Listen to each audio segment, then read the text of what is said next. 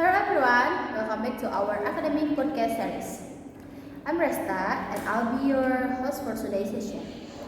Today, we are going to dive deep into a technology that has completely reshaped human civilization, the internet. Joining me today is my classmate and tech enthusiast, Zilvia. As our guest speaker, hi Sylvia, how are you today? Hi Resta, I'm doing great. Thank you for having me. I'm really excited to discuss the internet from a more critical and academic perspective today. Oh, that's awesome. Let's start with the basic, but look at it critically. We use the internet every single day for study, entertainment, and communication. But academically speaking, how do you define the internet? And what do you think it is most significant impact on modern society? That's a fundamental question. At its core, the internet is a global network and interconnected computer networks that use the standard internet protocol suite to link billions of devices worldwide. But socially and academically, it's much more than just cables and protocol. It is a massive decentralized infrastructure, the knowledge exchange. The biggest impact, in my opinion, is the democratization of information. Decades ago, if you wanted to research something, you have to spend hours in physical library. Today, global data is accessible in seconds. Oh, that is very true.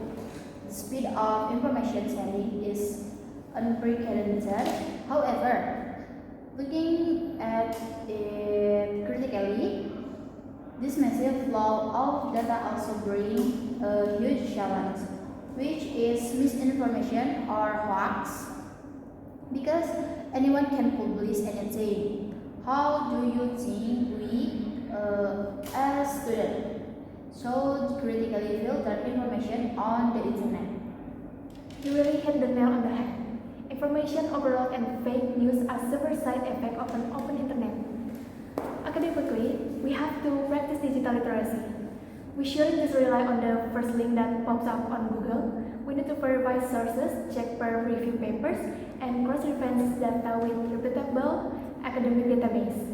The internet gives us the tool, but our critical thinking is what determines its value. I completely agree. Now, let's talk about the infrastructure. The internet relies heavily on complex network architecture, like underwater fiber optic cables and satellites. A student is IT or computer science fields. Why do you think understanding this infrastructure is vital for the future development of technologies like IoT or artificial intelligence? Well, technologies like AI and the Internet of Things require massive bandwidth and extremely low latency. If our internet infrastructure isn't robust, these technologies won't function effectively. For instance, self-driving cars rely on real-time internet data to navigate safely. A delay of just 1 second could be dangerous. So, building a faster, more secure internet network is the foundation for all future digital innovation. Oh, fascinating point. Before we wrap up this topic, what do you think is the biggest future challenge for the internet?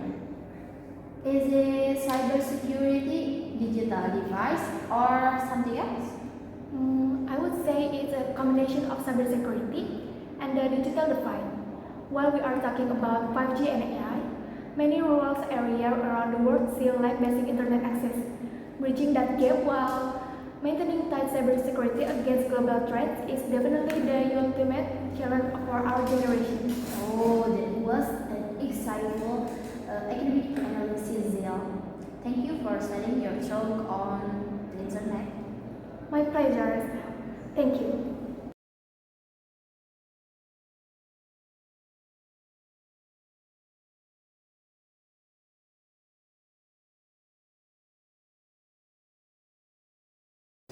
Welcome back to the second segment of our podcast.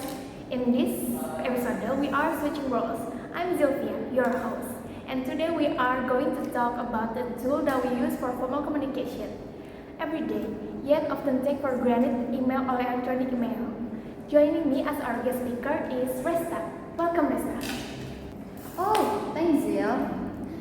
It's a great to be on the guest seat this time, and I'm ready to dissect the concept of email from a technical and functional standpoint. That's great. Let's start with a hit of historical and critical perspective.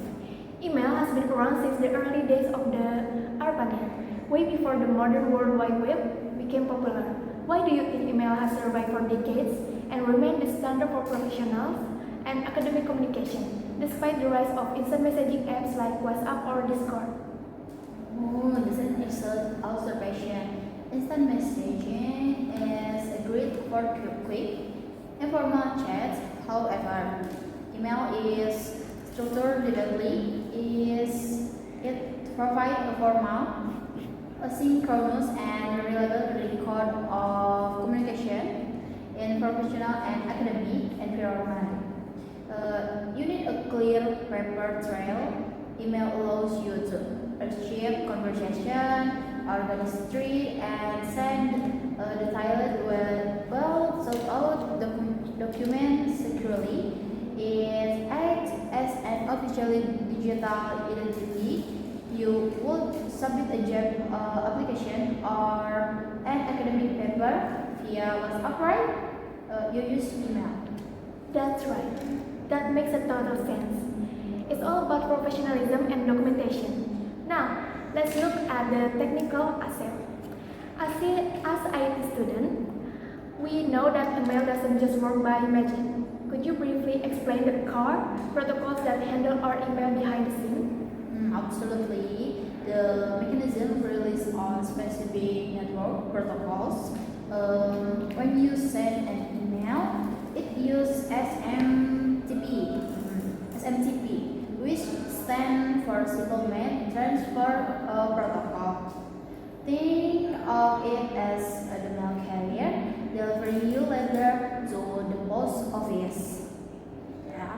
Then to retrieve or downloading the email from the server to your device, we use either IMAP or POP3 today. IMAP is more popular because it sends your email across multiple devices. You can see the same inbox on your phone and your laptop. Thanks for making that clear and easy to understand. Now let's talk about a critical downside. One of the biggest nuisance of email is spam or phishing email. It poses a massive security risk to organization. How do you see this problem academically, and what can be done to prevent it?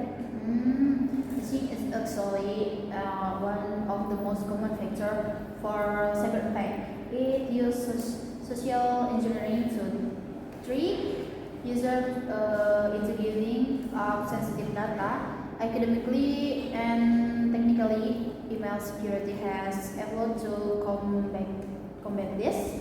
We have a builder that uses machine learning to detect spam patterns. We also have authentication protocol like SPF, DKIM, and DMARC. The very is if the sender is actually who the client to be, but the ultimate line of the defense is user awareness. We must double check the sender actual address before clicking and any link. That is a vital reminder for all of us. Email is powerful, but it's required to be digitally responsible and secure. Well, Resta, it has been a highly educational talk. Thank you for sharing your expertise on email protocols and security. Oh, you're very welcome, Zia. It was fun discussing it. And that concludes our podcast for today. Thank you to our listener and see you next time. See you.